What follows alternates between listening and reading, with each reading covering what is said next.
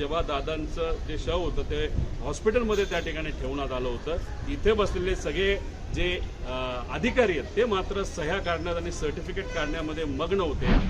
नरहरी झिरवळ जे आहेत ते त्यांच्या कार्यालयामध्ये जी अँटी करप्शन ब्युरोची रेड पडलेली होती त्या प्रकरणामध्ये काल त्यांची जरा कान उघडणी करण्यात आलेली आहे। तुमच्यामुळे पक्षाचं नाव आणि प्रतिमा मलिन होतीये अशा लोकांमुळे, सोबतच विलिनीकरणाचा मुद्दा काढणारे जे खोसकर होते त्यांना सुद्धा झापलेले असं कळतंय। जे तुमच्या संपर्कात आहेत किंवा जे विलिनीकरणाच्या बाजूने आहे त्या लोकांना झापाझापी केली जाते किंवा जाणीवपूर्वक सापळा रचून त्यांना अडकवलं जातं। हे आमदार जे दादांबरोबर ज्या लोकांनी काम केलं, दादांमुळेच त्यातले 90% आमदार निवडून आलेले, हे सगळे स्वाभिमानी लोक, यांचा आवाज तुम्ही काय दाबू शकत नाही। आणि तुम्ही म्हणता त्या पद्धतीची चर्चा ही लोकांमध्ये आहे की नरहरी झिरवळ यांनी विलिनीकरणाबद्दल सकारात्मक, दादांची भूमिका काय ते तिथं उघड न घाबरता ते बोलले, म्हणून कदाचित हे जे काय झालं ते मुद्दामून काही वेगळी कॉन्स्पिरसी आहे का, त्यांना अडकवण्याची, त्यांना अडचणीत आणण्याची, त्यांना भीती घालायची। मला एवढं सांगायची, भीती घालून किती लोकांना घालणार?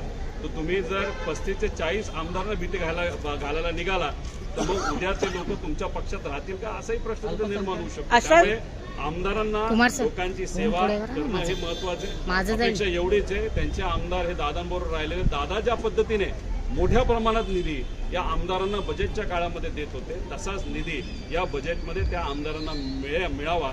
त्याच्याचबरोबर या सर्व पक्षांकडनं, मोठ्या नेत्यांकडनं ज्या लोकांकडे आम्ही पोचू शकत नाही, भेटू शकत नाही, आम्हाला वेळ मिळत नाही, त्यांना भेटून हे इन्व्हेस्टिगेशन दादांच्या बाबतीतलं योग्य पद्धतीने त्या ठिकाणी व्हावं असं सुद्धा त्या ठिकाणी आम्ही सांगतो। त्याच्याचबरोबर उद्या परवा जेव्हा केव्हा आम्हाला मुख्यमंत्री साहेब, उपमुख्यमंत्री साहेब वेळ देतील तेव्हा पुण्याचा जो रिंग रोड आहे त्या रिंग रोडला हे अजितदादांचं नाव त्या ठिकाणी दिलं गेलं पाहिजे, अशी मागणी आम्ही करणार आहोत।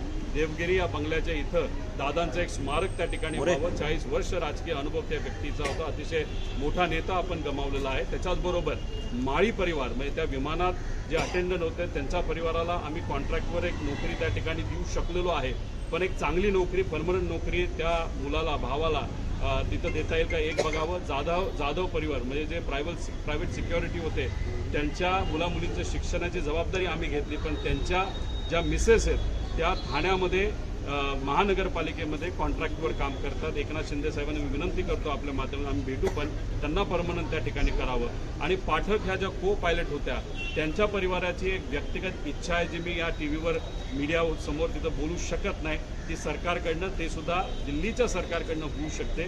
ती इच्छा त्यांची समजून घ्यावी, कुणीतरी त्यांना भेटावं, काय विषय काय गोष्टी समजून घेऊन या मात्र त्या ठिकाणी मार्गी लावाव्यात असं या ठिकाणी आम्ही मागणी करतो। जमीन गैरव्यवहार प्रकरणाचा रिपोर्ट विकास कार्यांचा समोर आलेला आहे, यामध्ये पवार यांना क्लीन चिट दिली गेलेली आहे, काय वाटणार? काय केलंच नसेल तर क्लीन चिट त्यामुळेच दिली असेल, म्हणून दादा स्पष्टपणे त्यावेळेस त्या ठिकाणी ते भूमिका देत होते। त्यामुळे मग ज्या लोकांनी आणि काही समाज सुधारकांनी जी पार्थवर टीका केली की अरे त्यांनी हे केलं ते केलं, मग अशा लोकांनी उद्या जाऊन मग पारची माफी मागायची का, असाही प्रश्न त्या ठिकाणी निर्माण होतो। अल्पसंख्याक खात्यातले एक ट्विट काल केलं होतं आणि 70 जागांसंदर्भामध्ये पाहिजे होतं आणि साधारणपणे 15 ते 20 लाख रुपये रेट होता। आम्हाला जे कळालं आहे 20 ते 25 लाखाचा रेट त्या ठिकाणी होता। दादांनी त्या फाईलचा विरोध केला असं आम्हाला कळतंय।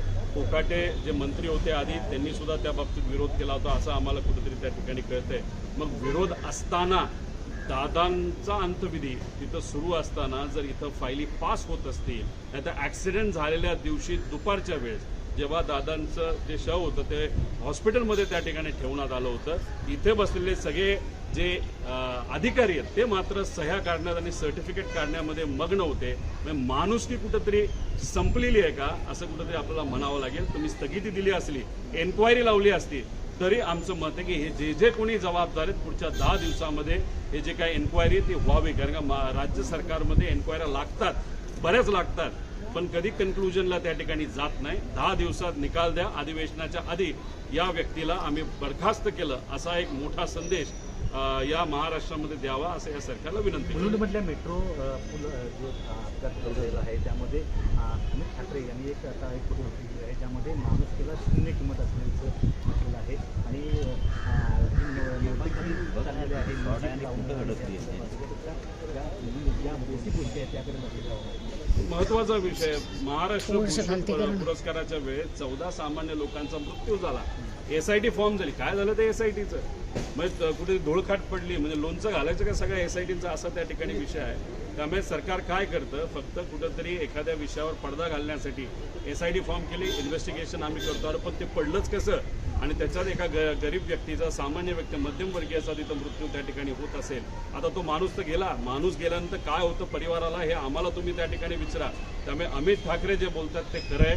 कुठंतरी या राज्यातून जे कुठले नेते आहेत त्यांच्या मनातून आणि अधिकाऱ्यांच्या मनातून माणुसकी संपली असं आपल्याला त्या ठिकाणी म्हणावं लागेल. आता SITला तुम्ही उल्लेख केला आणि SIT तर होत्या, पण तुम्ही जो प्रामुख्याने विषय डेटा घेतला होता त्याच्यामुळे काय झालं, कंपनी समिती निवडून आली, त्याचा अहवाल आला आहे.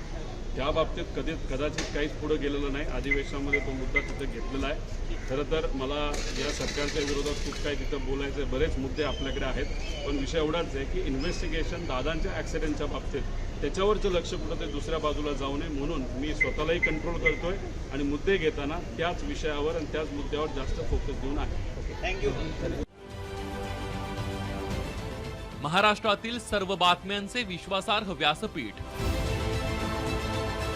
सकाळच्या सर्व सोशल मीडिया प्लॅटफॉर्मला लाईक, फॉलो आणि सबस्क्राईब करा. तसंच सर्व नोटिफिकेशनसाठी बेल आयकॉन प्रेस करायला विसरू नका.